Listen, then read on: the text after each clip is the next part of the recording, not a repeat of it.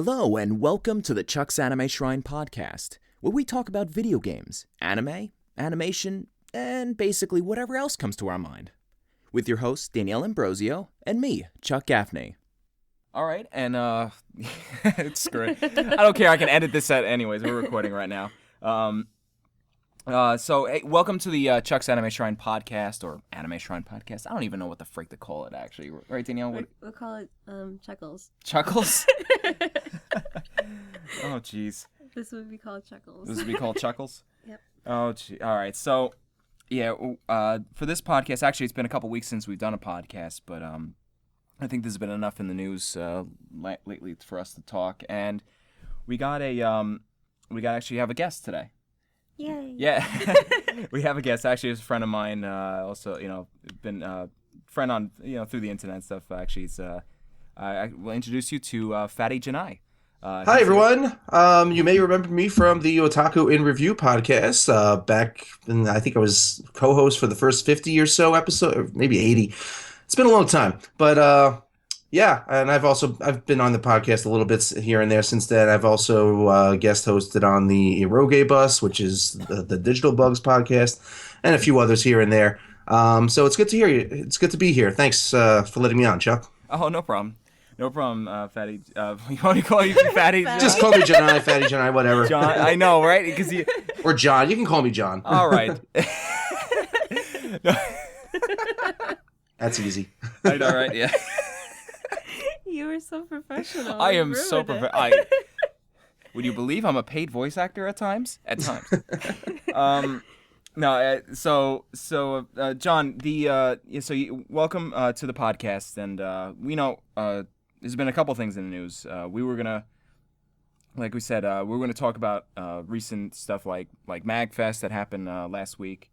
Well, was it this weekend actually? No, it was last weekend. Last weekend, yeah. Yep. This is Super Bowl weekend this weekend. So, but we also on some of the news too today. With the sad. There's also the passing of.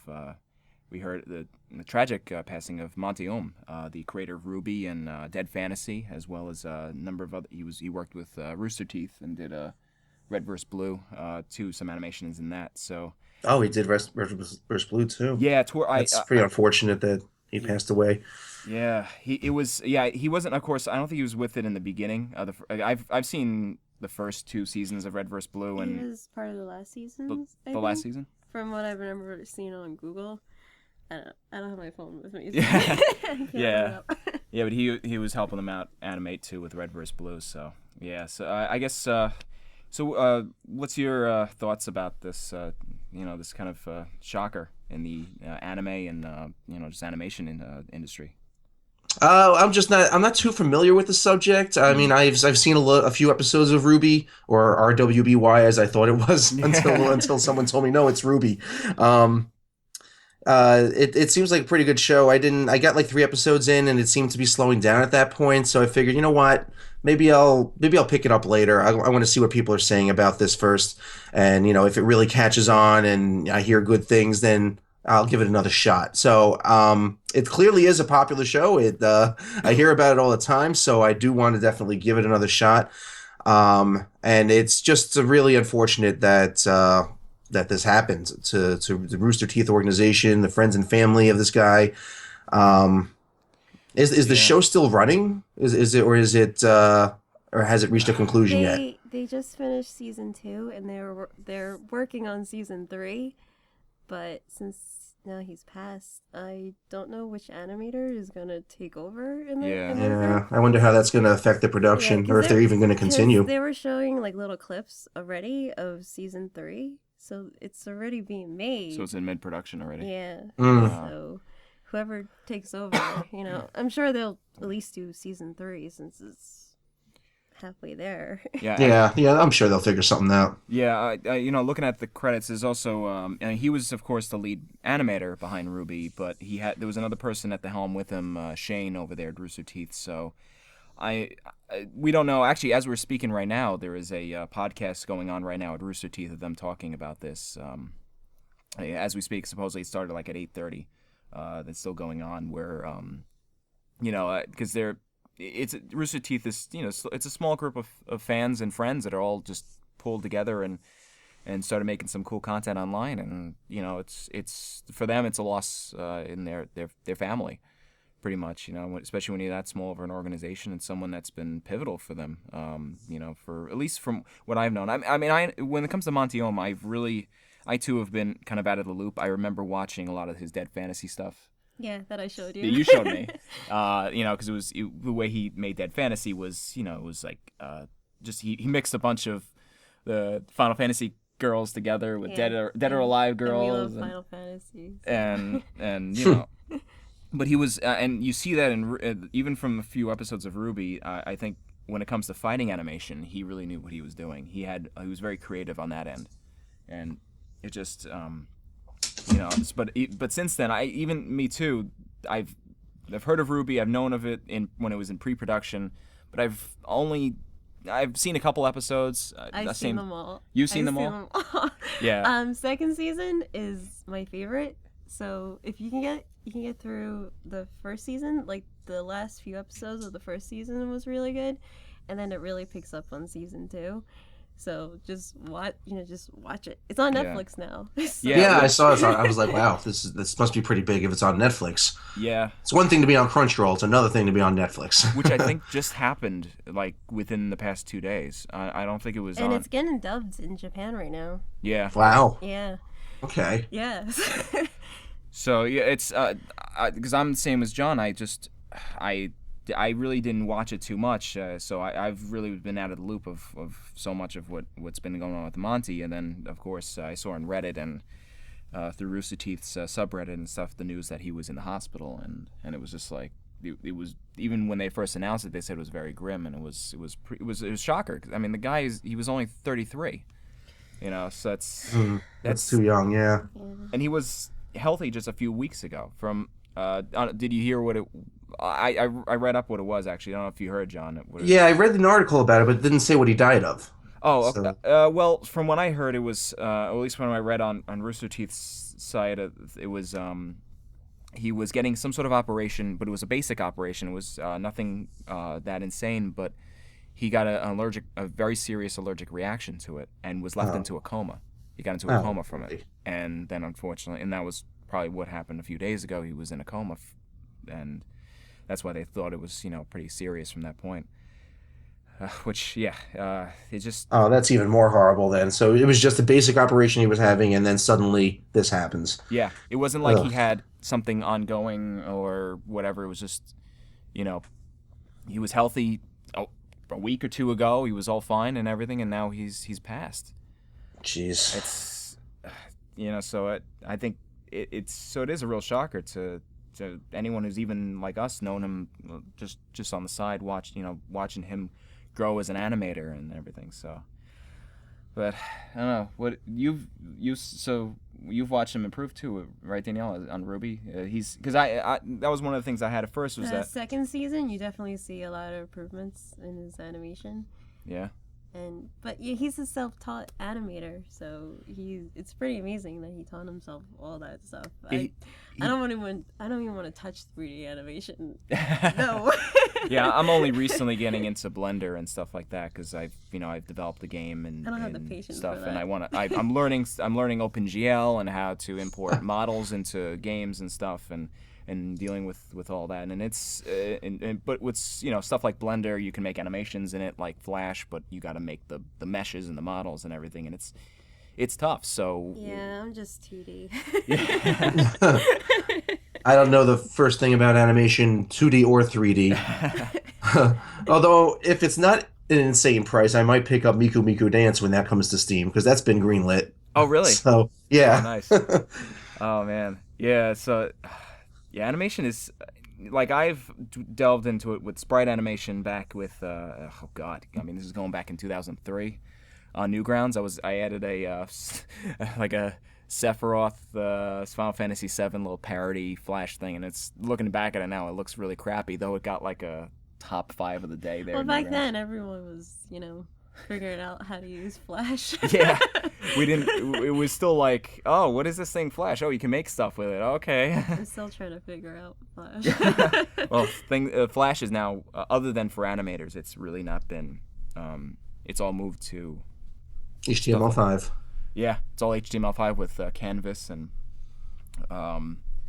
what else is there? The like Blender and I think there's another 3D. Well, Maya is one thing. I think actually that's what Monty was working with, was in Maya, which is some companies use that too for their commercials. Like whenever you see like 3D hamster, like I think probably the Kia commercial, I think with the hamsters in it, I think that was done in Maya. So yes, it's tough work. So, but it's cool to see someone like that improve, and also in general, because from what Danielle told me, and I didn't really look this up, but I'm going based on what you say. He dropped out of high school. Yeah, he didn't like school, so he dropped out and he taught himself how to do animation. So he was all self-taught to do this stuff, and I know a little bit from the 3D animation, and that's one thing that which I was at first wondering why Ruby felt a little like rough on the edges, I guess, especially for the first season. It was that, when you see the movements and then they look kind of janky and not you know what it is though, is because, and it's like what he's done, it's all, he did it all manually, and that's impressive once you realize the way he did it, because most companies now, they do mocap. They'll hire actors or even buy a pack of motion captured default motions and then just edit that. He went and actually manually edited each one of, so every episode is all, because I think he wanted full control over it, and that was really the case. Like that his popular video of he did the dance of Glee. The Glee dance. Yeah. The K-pop. That's how I learned about K-pop, was that Glee video he did with all the Final Fantasy girls doing the dance. Wow, yeah, because I don't think, and to this day, I don't think they really do any at Rooster Teeth, despite the fact that they keep growing, which is great for them. I don't think they can afford to really do motion capture, which is you need a whole facility and all this. Yeah, that sounds expensive. Yeah, we're all poor. But so that's what's been trending. You can see it trended, at least on my feed, above the Super Bowl, which was amazing how much that was, that he touched people's lives with that. Wow, that is impressive. Yeah. So, well, maybe we can move on to another thing. Maybe something a little bit more positive, but of course, before we leave that, of course, condolences to Monte Oum's family and everyone who's fans of him, even more so than us, because it hit us hard too. So, but anyways, so actually, let's move on to Magfest, which was like a week ago, right? So you were there, John, right? Yep. So you know what stinks? We've actually not been to a con in 2 to 3 years now, which the last one we went to was New York Comic Con. So, but my condolences. Yeah. Thank you. Yeah. Well, yeah. It's become. Wait, which year was that? Was that before or after they started eating up NIAF? The year after was the last one we went to. Yeah. When it was New York Anime Fest got eaten up. We were going to both for 2 years straight when it was both of them. When they were separate. And it was separate, and it was great. And me being through my anime retailership, I was able to get, because one of my distributors is Diamond Comics. Me and Danielle were able to get really good pricing for the whole. For actually 4 days, even the press day, we were able to go. We would get professional badges and stuff, but it was even with that, felt awesome. Yeah, it was the first we got to see you met Kikuchi. Yeah. The creator. I lucked out. I got a picture with him. You got a picture with. I lucked. And that was just because where you were at the time of the con. Him and Amano were there and he was with. so cute. He's like your name has 2 L's, and I'm like, yeah, and I'm like, this is cute. Kikuchi is he's the author behind Vampire Hunter D, and it was rare for him to even be. He's like the kind of homebody kind of creator who's never really out. He doesn't go to the cons, even in Japan. So it was rare for him to be here, and he was at the New York Anime Fest that we first went to. I think that was back in 2008. Yeah, I was there. I got his autograph, and I got Amano's too when he was there. Yep. Oh, so you were there? Yeah. I think I left to go get the autograph of the guy who did the voice of Speed Racer. And I was waiting like I didn't go online with you. I'm like, you can go. I'll just wait here. And there he was. And they I'm just like, walked up to you. Amano walked up to you and stuff. Not Amano. Kikuchi did. Kikuchi. I went up to him and I'm like, can I take your picture? And he doesn't understand English very well, and my Japanese is terrible, so it was really awkward. And like one of the like his translators were around him, and he took my shoulder and he pointed at that guy over like that was near him, and he's like, what? So I had to repeat myself, and he's like, and he told him what I said, and then the guy turns around and he looks at me like, do you want to take a picture with him? And I'm like, and I turn around like Kikuchi, like, can I? That's really nice of it. That was really cool. Yeah, because like any of the honored guests at any of these conventions, even before New York Comic Con blew up to anything big, it was tough to really catch them or anything. And he didn't want to really go up to them. They were kind of like, hey, let us get to our thing, let it go to our panel, and that's that. So it was pretty neat. But but that was the thing with those cons originally. It was great because before New York Anime Fest and New York Comic Con, we would only go to Icon out here over in Stone. That was our first con, and we were going there since 2002 when we first met. So it was like it was cool. That con was cooler, of course, the earlier it was, and then that con also fell apart too when they moved to they couldn't afford. They were always having some sort of internal problems. Stony Brook University didn't like them. Oh yeah, I think that was the biggest problem. I remember hearing that Stony Brook charged them like $100,000 just to use the facilities. Yeah. I'm not sure. I could be completely wrong on that number. I'm not good at remembering numbers, but it was some insane number. But yeah, Icon. I loved Icon when I first started going there, which was it was actually my first convention period that I went to, which was 2004, I think, or 2005. And I loved it there. That was actually where I started really going to the panels and learning about video games. I was like, holy shit, I'm sitting in a classroom and I'm learning about video games. Yeah. This is awesome. How have I not been doing this my whole life? And then I discovered hentai. Yes, they would at the Javits Center thing over there that I think that's what it was also called, even though it's not the Javits in the city. It was, I think that's what that movie center part over there in Stony Brook. Yeah, it was the Javits building. Javits building. Yeah, those were fun, especially when some of them like they'll play like regular anime, and then all of a sudden people start leaving. And you're wondering why, and then they put this hentai on. And I'm like, oh. Yeah, I wasn't even into anime at the time. I didn't get into anime until I went to Anime Next, which was about a year later. Mm-hmm. But I saw hentai there, and all my friends were like, "Oh, you got to go see hentai. It's the funniest thing ever." And I'm just like, "Okay, fine." It is fun watching it with a group of friends that don't take things seriously and just laugh at it. Yeah, when it becomes just just laugh at it. Yeah. Oh my god. Yeah, but that was cool. One thing I can give positive to Icon that you don't see with the ones in the city is that you can it becomes a hangout at one point, and you can be there until like 1:00 at night hanging out, and that was cool over there. And I think that's also why Stony Brook didn't like anyone. Actually, when I first went there in 2002, we were able to brandish weapons on us, real ones. Yeah. I'm like, this is good.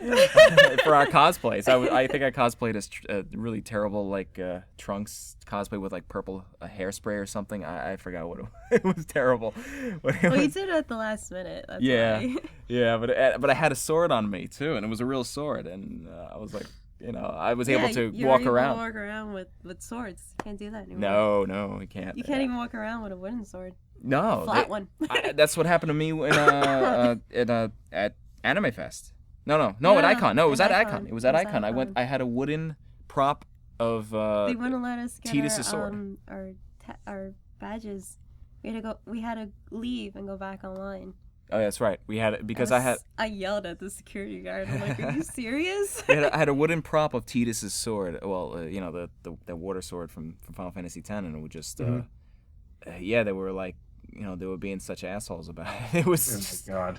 I was like, come on, are you serious? I mean, I understand not being not allowed to brandish actual weapons. That's completely understandable. But it wasn't a real weapon. But it was a prop. Yeah, like what are you gonna do with a wooden sword? I mean, come on. It was flat too, so. Yeah. I don't know, but that eventually we just stopped going to Icon, but then that's when we started going to New York Anime Fest was the first one, and then Comic-Con. before we go into your Magfest, which I'm hoping is more. So from what I hear, it's actually more like how Icon is, but even better. Right? Is that it's kind of like it's a video game. Magfest. Okay, so Icon is more of a general sci-fi and geek convention. That's everything from D&D to what else? Doctor Who. A lot of the geek stuff. I mean, then there is a splash of anime and video games in there, but there's also a splash of everything else that's in geek culture. Magfest was very much centered on gaming. And that's what Magfest actually stands for, Music and Gaming Festival. Right. So almost everything there had to do with gaming, and there actually was a splash of anime stuff there, which was nice to see. And I actually, before I went to Magfest, I had heard from one of my cosplayer friends on Facebook that there's actually a lot of drama there about anime fans who go to Magfest, that people are just, have that attitude. They're like, oh, this is a gaming convention, get your anime out of here. And it's like the anime cosplayers get a lot of that, apparently, get a lot of that attitude. Yes. I never cosplay, so I can't speak for that. But I can at least say it seems like actually a very welcoming community at Magfest. Oh, nice. In spite of all the whole reputation that gamers have, that we're all a bunch of racist bigots and that just yell at each other online. There were a lot of nice people there. In fact, I would say the people there are much nicer than at an anime convention, and it might be because the general populace was older than you would have at an anime convention. But Right. I mean, there were people I don't even know that were just saying hi to me. People being very courteous, holding doors and stuff. Stuff you don't really see at an anime con. And I saw quite a few anime fans there too. Nice. So it was nice to see. It was really a nice experience. It's funny you talk about the different that hatred towards anime cosplayers. Before New York Comic Con New York Comic Con ate New York Anime Fest basically. When I went to both, especially for the first time when I went to New York Anime Fest, it was like a party. It was a lot of cosplayers. It was fun. People were actually didn't get out of there until late. It was I think till like midnight. People just randomly start dancing on the hallway. Yeah, And this is when there were two separate conventions, right? Yeah. At right. different times. This was like 2008, 2009 when it was two separate cons for Anime Fest and Comic Con, New York Comic Con, and so we went to Anime Fest, and that's what it felt. It felt like a big party, and people would just like you might see in some of the Anime Fest, or even from what I hear happens in the Brony cons too, where people just random people who don't even know each other just start going into dances and stuff and high fiving each other they don't even know, and it was pretty like a nice camaraderie, a little rambunctious at sometimes too because it is a younger crowd, but I'm young at heart. yeah, but it was neat. But then what was interesting is when I went to New York Comic Con. It was almost like it was a business. It felt like, I felt like I should have been wearing almost, not a suit or anything, but it was like... Business casual, yeah. It was like, wait a second. People, for the most part, it was very dull kind of feel. People were very like that party attitude that was there at New York Anime Fest was not there at all. It was like it's a completely different environment. Like you go to back when it existed, you go to NIAF or New York Anime Fest, and you go into just the dealers room alone, you can tell how independent the dealers are. They're mostly small businesses. And then you go into the dealer's room at Comic-Con and you see Wizards of the Coast, Square Enix, Marvel, Rockstar Games. It's like, holy shit, this is really commercialized. Whereas NIAF was the complete opposite. Yeah, and what was interesting though, and Sega was there at they had a booth. I remember Sega having a booth over there at New York Comic Con when we went, and they had people dressed up as zombies going around giving zombie hugs, but. Which would have had great reception over at New York Anime Fest. But when they were trying to do it over there at New York Comic Con, it was honestly giving, like, people were, like, kind of weirded out by it. And me and Danielle were, like, the only ones that were going, yeah, zombie hugs. So we were all fine with that. They carried one person away. That was so hard. we were all great. Oh, this is awesome. This is nice. But it felt like people were getting fun. They were throwing free stuff for everyone. They were really good. And there were a few anime cosplayers there, and yes, there was that attitude of people talking under their breath, going, "Oh, get these anime fans out of here! Get these anime cosplayers out of our convention." I was like, really? Come on. Yeah. And just the whole fact that the first year they combined the two conventions, that they basically shoved the anime into the bottom, into the We basement. couldn't find it. We couldn't find them. I couldn't find it either. I'm looking all around. I'm like, where's the anime stuff? It was and then you got to go down these 2 flights of stairs, and it's all the way in the corner here. Yeah, we found it on the next day. We're like, where did it go?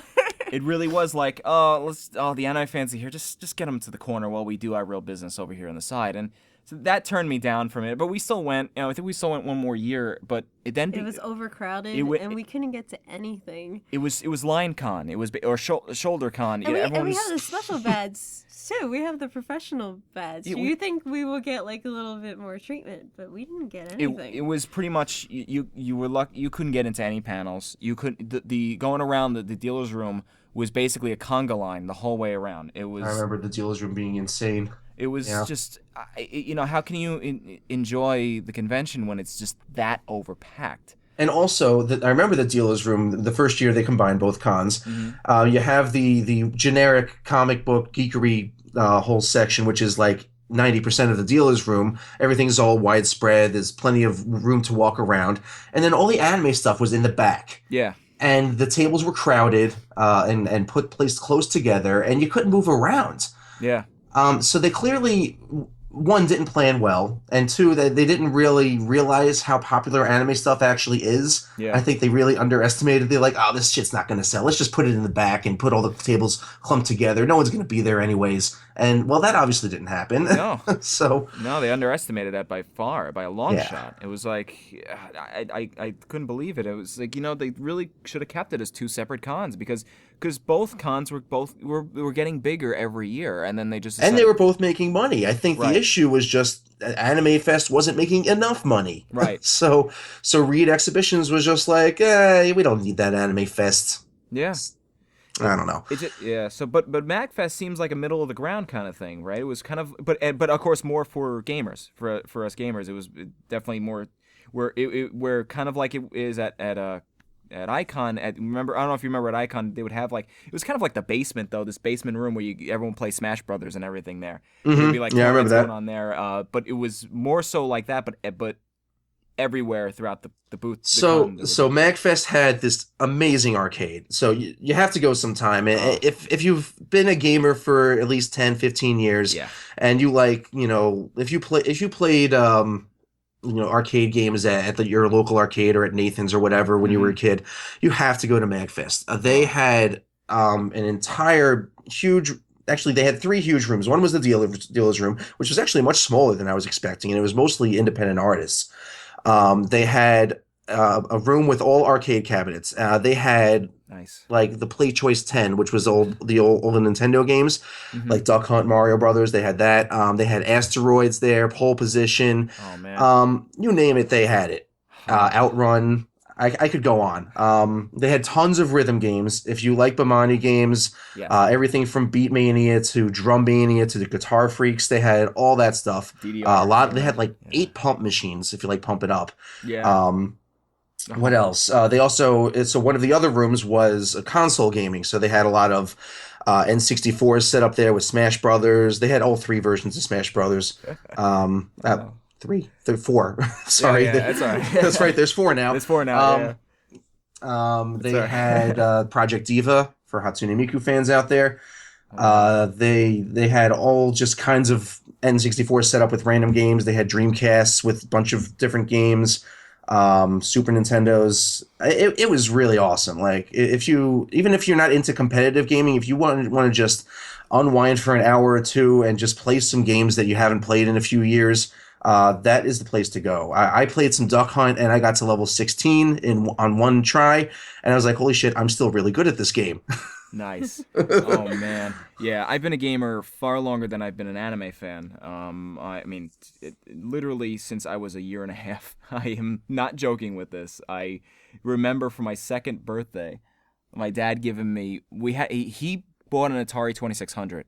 And I don't know if it was for me or for him at the time, because he was also playing it as well back then. He loved Moon Patrol. He loved Space Invaders. He loved it was a couple other games, but I remember for my second birthday, I don't know how I can remember this. I think it's because I keep reminding myself every year about this. I was given Pitfall. I think there was a couple other games I got on the Atari, and I mean this was after the Atari fell though, because it died in '83. I mean this was before I was born, of course, but then I got into Nintendo later on. But it was so I've been gaming the whole time, and I don't know if you remember because you were here on the island, and do you remember the arcade at Smith Haven Mall at all? No, they had an arcade there? Yes, there was. It was called Time Out. It was it was over where the Macy's the Macy's end over there. There's that side where you make where you can come in through the other entrance where there's now the pretzel place.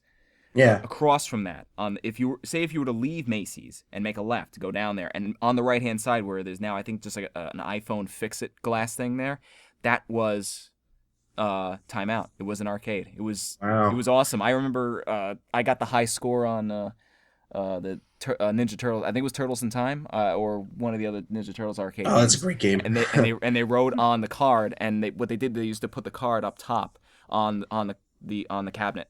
With the person's name on there saying, "Hey, you got the high score and everything." And they got rid of it, I think, in like the mid '90s, late '90s, something like that. That's when it left, and we haven't seen an arcade out here since. Yeah, there aren't too many arcades out there. Just a few Dave and Buster's, and the one in Farmingdale's closing in a few days, so that sucks. We still got the one in Islandia though. There used to be an arcade in the Broadway Mall, I remember. Yeah. Have you ever been to the arcade in the Bayshore Mall? Next to the FYE? Oh, yes, I have. Yes, that one was awesome. Yes, I've been to that one. So I remember one Black Friday, instead of getting up at 5 a.m. to go to Walmart and wait in line, I got up at 5 a.m. to go to the arcade. Nice. They had all their games half price. Oh, sweet. Until like 10 a.m. And it was awesome. I just played DDR. I played some Beatmania, even though I suck at Beatmania. And just a whole bunch of rhythm games until 10 a.m. And it was amazing. Little Initial D. Nice. Yeah, but that arcade's gone now. Yeah, really the only place you can play arcade games at are on Long Island are Dave & Buster's and Tri-County. Tri-County does have a really good DDR machine, so they're worth a visit. Nice. I'll try. Okay. So and I shouldn't have forgotten about this. It was also Sports Plus out over here. Yes, Sports Plus. It was Sports Plus. Forgot about them too. It's got it replaced with an LA Fitness, and it all. Me and Danielle used to, when we first started dating, we were going over there all the time to play DDR. Yeah, that was our date night. That was our date. That was our date night. Was to go over there and play and just play until we can't move our legs anymore. And also play go DDR. Ice skating and an ice skate over there. That was fun. It was great, and Sports Plus, but that eventually is that's long gone now, and there apparently though is I think it's someone from my graduating class in high school living now back over in my hometown in Selden. He opened up a I think it's called Crazy Arcade something, which it opened up. It's on Mill Country Road over down there, but it's one of those where they have a bunch of PS4s and Xbox Ones in there, and I think a Wii U too in there, and you pay $8 an hour to sit there and play on the console. You sit on a couch. And this just opened, you said? Yeah, not too long ago. I can look on Facebook and give you the link to it. But supposedly it's a guy from my graduating class. I you know what? If I probably looked more into it, I'd be like, oh hey, I remember this guy, and I know where the facility is, which is interesting. Is where Danielle, back when we were in high school, had her Sweet 16 party at. That I didn't want. You didn't even, yeah, it was like a party hall over there, but now it's now one of those where you pay it's like $8 an hour to sit there, and they'll have like tournaments of Call of Duty tournaments. They'll have some Grand Theft. I think later in the evening you can play Grand Theft Auto 5 and so forth when it's not any little kids coming over to see that, but yeah, I seen this. It looks like they just started this year, so maybe it might be something to check out. I might go. Yeah, definitely. I mean, Selden's only about a half hour from where I am, and my parents live right near there too, so it would be pretty convenient for me to go there. Yeah. It's crazy something arcade. I'll try to find it out, but I'll give you the link when I get after the podcast. But it's really tough. It stinks because it's really tough to find those kinds of arcades anymore around here, unless it's. I mean, there's I looked up to, there was Boomers and stuff. There's other these they're mostly go-karting places, but they're all Yeah, there's no, is it a go-kart place? No, there's a mini golf place. I forget what town it's in. It's like southwest of Ridge, but I remember, I went there with my father, who I see a few times a year, Mhm. and on one of my trips with him, I went to play mini golf with him, and I checked out the arcade there, but they didn't have any like good games really. It was just like nothing classic or retro. They didn't have DDR or any rhythm games for that matter, and so I was just like, it's not nothing spectacular here, but that might be worth checking out for some other people who are into the other types of games. It was mostly like those gun games that you see out now. Yeah. It stinks. What's interesting too is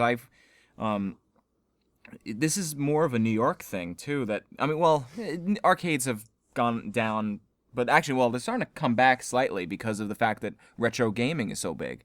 Yeah, they are. I do see a little bit of a comeback happening, and I hope Slight. it continues. Me too. I mean, not only are you getting retro gaming, but I can tell you on the game development end, you're getting people that are retro developing. They're actually, I've seen people, they're learning how to develop on the old Game Boy and the old NES, and not only and make a game and also put it onto the chip, onto a cartridge. That can play. So That's impressive. yeah, which that's a challenge for a programmer because you have less to work with on those devices. I mean, you can make a simple app, like even a Flappy Bird game can be like 30 megabytes in size. Yeah. But you can't.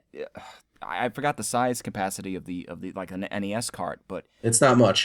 yeah, you could not do that on there. And even then, even the like Mega Man games and stuff too, that made by Capcom, the big names in the business, they had issues with lagging then too, because it was just too, like, say if you play a stage on Mega Man where you got a lot of stuff going on the screen, you do a jump and then you're kind of floating down because it's the processor in the NES couldn't really handle it. It was just too much happening at once. So. But that's pretty neat. That I'm hoping, and cons like Magfest and stuff, they're bringing back that the retro gaming and hopefully more arcades. But I did notice a couple of years ago, I did go upstate to the Catskills, and it was one of those lodges or whatever out there. But they had a full arcade in it too. Nice. It wasn't a cheap arcade. It was pretty decent. It was like maybe about a fourth the size of Sports Plus. Huh. And it had everything there, and yeah, you missed out, Danielle. You weren't there. You would. You didn't. Don't remind me. It was back when I was in a business marketing thing, but I sold enough or whatever and got a trip up to the Catskills for more meetings, but they had an arcade. And I was like, all right, that's where I spent my time, was in the arcade there. I was like, coming to the business meeting? No, let me finish some House of the Dead or something like that. I was playing up there, but it's So I miss arcades. yeah, in general, I think we all do. But let's hope that this kind of bring back to retro gaming is going to do that. Bring back arcades too. Supposedly there's a lot of barcades coming out. Like in Jersey, I hear there's a couple that have. Yeah, there's a few in the city. I haven't been to one yet, but I've heard they're great. Which is basically what Dave and Buster's is. But Dave and Buster's is kind of. It kind of plays off like just we're a bar and a restaurant, but by the way, there's games. I mean, they do boast about it, but even then, when you go in, it feels like you're a criminal walking into that place. Every time I go in, I feel like you get guys in suits there going, "Hey, you're old enough to come in and have drinks?" It's like, yeah, I've been for the past 10 years. Well, I can't handle alcohol, so it doesn't really matter for me. Oh yeah, that's true. Yeah, you're not. You can't drink your sake. No, it's just. You're like her father is half Italian, half Japanese, and he turns bright red. He Oh, jeez. he gets the typical anime trope where his face is just beet red. Yeah. Well, actually, my whole family turns beet red. When I was in Japan and I was watching them drink sake, all their faces was red. I'm just sitting there going, "Wow, it runs in the family." Yeah.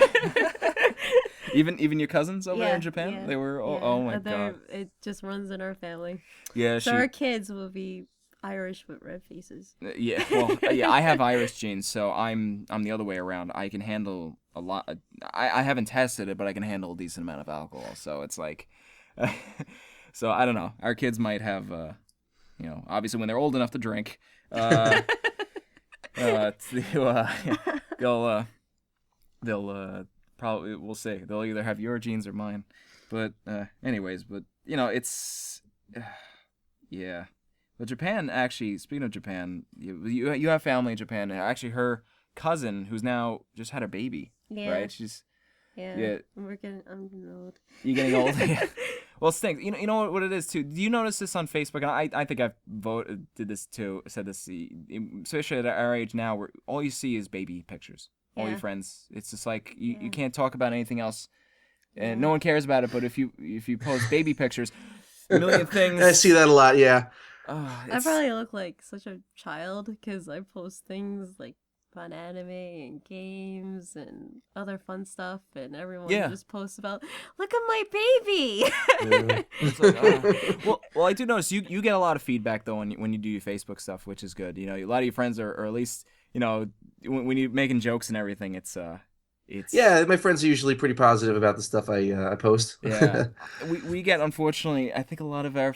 No one looks at anything I do. At least for yours. Even my animation I put up, like I fill out reviews, like look what I'm making, and no one cares. It's like, yeah, but if you put like a cryptic, I'm pissed off today thing. Yeah. People were like, what's going on? Call me. What's this? Oh no. It's like, but baby book. Yeah, baby book. Yeah, it's become that. But social media, it's that kind of thing. But actually, I guess maybe we could transition to this, because I know this is a talking point that at least me and you, John, can talk a lot about. I don't know about you and Danielle, but with GamerGate, back talking with games. So I guess, GamerGate. The GG word. The GG word. Oh no, misogyny. Harassers, but. Well, I've mentioned it on my site too. I've came out as said that I'm pro GamerGate, because even before all of this happened, I was I saw the whole social justice warrior movement thing move on. I mean, I was on Reddit. I mentioned this a number of times online, but it was back in like late 2013, I think it was, where I don't know if you remember that whole Chick-fil-A debacle where when they said that when they had a political opinion for some reason, and they said that they were against gay marriage, there was this, you had this whole thing where people were talking about, that was the trend for the time. At the moment, it was like, everyone talking about Chick-fil-A, and then Chick-fil-A shouldn't be doing that because it's, again, people were then boycotting Chick-fil-A because they were offending the LGBT community. And I went on I remember one time going on the atheism section of Reddit, where I'm constantly on there talking and stuff, and I made there was a post about, I don't know if you remember, there was a church in the South that it was this mostly black church that was there, that went and they got all this chicken from Chick-fil-A and posted a picture of them all holding it in protest to say, we don't like the LGBT community. We eat at Chick-fil-A. And I made a top comment on there. I probably shouldn't say it on the podcast. It was a little tongue in cheek. It wasn't racist or anything, but I was stating a point more on religion. It was maybe anti-theist. Mm-hmm. And all of a sudden, someone mentioned to me on the post, it says, "Oh, looks like people don't like you right now on our shit Reddit says." I'm like, what the hell's shit Reddit says? Oh boy. And I look, and in that thread, they basically copied my comment and linked to me, and were brigading me to the most part, and going, "This guy's a piece of shit. Why did he say that? Oh, what a racist piece of garbage." And I'm like, wait a second. I was talking about the religion aspect of it. It was something basically with Stockholm Syndrome. It was a joke, like with basically, I said it was history's example of Stockholm Syndrome. That's what I said. With the religion, whatever. But it was, but the thing is, that's when I first found out about shit Reddit says, and and what a social justice warrior was, and what these people were, and it was like they were like extremely offended over every little thing. Right, and you weren't even being racist. They just thought you were being racist. So because they assumed, Yeah. obviously you're being racist then. I mean, these are the same types of people that thinks a video game is being misogynist just because it has a woman with big boobs in it and that it's trying to make a statement or push an agenda of some kind. No, it's not. No. It's the same that line of reasoning. But yeah, I've seen this for years, ever since sites like Kotaku and Polygon just took anything that could be construed as offensive to these social justice warrior people, and started just ranting about it. And it clearly, I mean, I know Kotaku only does it to get traffic. I would even be willing to bet that most of the writers on Kotaku don't believe half the shit they say. Right. But they're just doing it to get traffic because, hey, Gawker writers get paid per click. Yeah. And it's been confirmed a few months ago. No, I've heard that a year ago or something. I believe that was confirmed. But this is the world we live in, and it's really crazy. It's these people. I'm sure these people have existed. People with these crazy views have existed for quite some time, but now that thanks to social media, they have a vehicle they have a loudspeaker or megaphone to preach about it, and it's spreading, and it's not good because it's a real threat to freedom of speech. It does, because it comes off as left leaning. It comes off as this progressive left leaning stuff, but it's really just a wolf in sheep's clothing. It's not really progressive left leaning. It's really just, it's like the 1 Million Moms, but just pretending to be liberal. And then everything becomes a hot point with them. And they'll say that they're pro LGBT and all this, and it's like, and they're attacking people like me, who's an ally to that organization. I mean, that's how I found out who they were, was through being harassed for defending LGBT. You know, that's how I became on the shit end of the stick with the social justice warriors. It was like, you know, like, so that's when I became critical of it. And as soon as I started seeing the whole thing with, I didn't even know what GamerGate was. Like after the first month it was there, I started reading up on it, and I was like, okay, what's going on right now? And I think it was Internet Aristocrat that I saw his videos, and that's what got me to understand what was going on, and with the whole Zoe Quinn thing and collusion in the game journalism. Excuse me. Yeah, and I didn't really start following GamerGate until like late August of 2014. I heard a little bit about what was happening because one of my friends was like, "Oh, there's shit going down in the gaming world right now. So some developer cheated on someone, and now people's comments are getting deleted from Reddit, and people are getting doxxed." Yep. And I'm like, "Holy shit, what the hell's going on here?" And then I tried researching it a little bit, but there wasn't much to go by because the movement didn't have a name at that point. Quinspiracy was like the closest thing to a name that it had at that time. But you know, GamerGate wasn't created until a few weeks later, I believe. Yep. But yeah, it was hard to really look up information on it because this was even before the Gamers Are Dead articles came out. Yeah. When the 15 or so gaming sites all declared that the gamer identity is dead. That was before that. And I tried looking at Wikipedia, but there was really nothing there at the time. So, I really didn't get into it much at first. And then a few weeks later, I forget how I discovered it, but I discovered reddit.com/r/Kotaku in action. Oh yeah. Which is obviously that title is a parody of Tumblr in action, which is another subreddit that loves to make fun of social justice warriors. Right. They're both very good subreddits. I would suggest subscribing to both for anyone listening. I'm subscribed to both. But I discovered Kotaku in action, and then one day someone posted a people's history of GamerGate. And I don't know if you've read the post, but it's a very long post. It took me like half of the day to read it.